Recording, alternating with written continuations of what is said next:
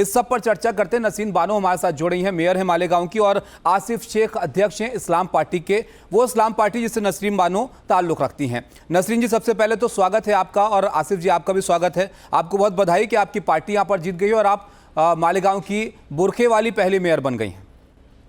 शुक्रिया। शुक्रिया सर।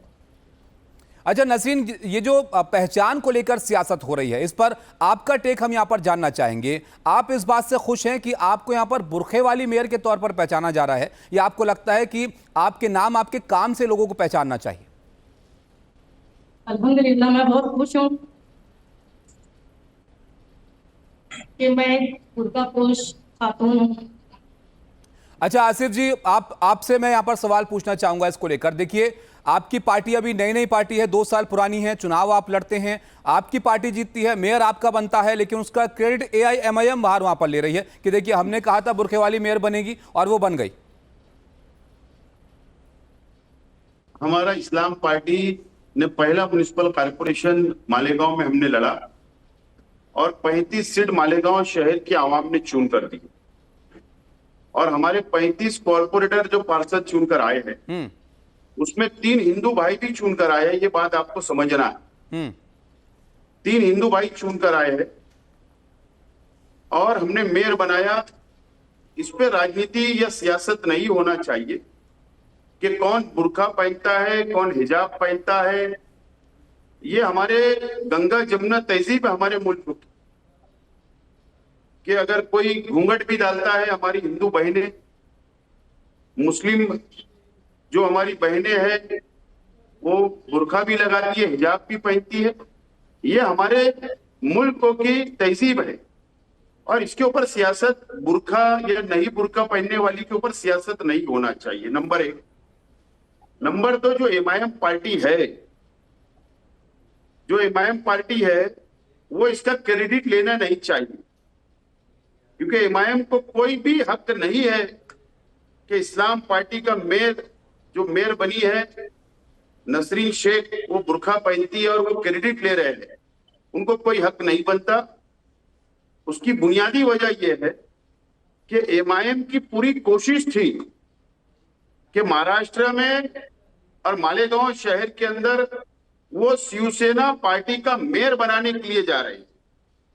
बड़ी बात बोल रहे हैं आसिफ जी आप यहाँ पर, और वो तो बाहर कह रहे हैं कि देखिए हमने कहा था कि बुरके वाली मेयर बनेगी और वो बन गई। उन्होंने वोटिंग क्यों नहीं की आपके लिए? अब यही मैं बता रहा हूं ना। ये मेयर बनाने के लिए शिवसेना को जा रहे थे, शिंदे साहब की, जो शिवसेना डिप्टी सीएम साहब की, उसको मेयर बनाने के लिए जा रहे थे। अगर उनको मेयर बनाना था बुरखे वाली या किसी महिला को मेयर बनाना था तो उन्होंने मेयर का नॉमिनेशन ही नहीं किया कैंडिडेट का, तो उनको क्या हक बनता है? वो तो शिवसेना के दरबार में गए थे मालेगांव के अंदर, मंत्री साहब के दरबार में, शिवसेना के दफ्तर में जाकर वो जाकर बोलते थे कि आप मेयर बनाओ, हम आपको वोट देगा।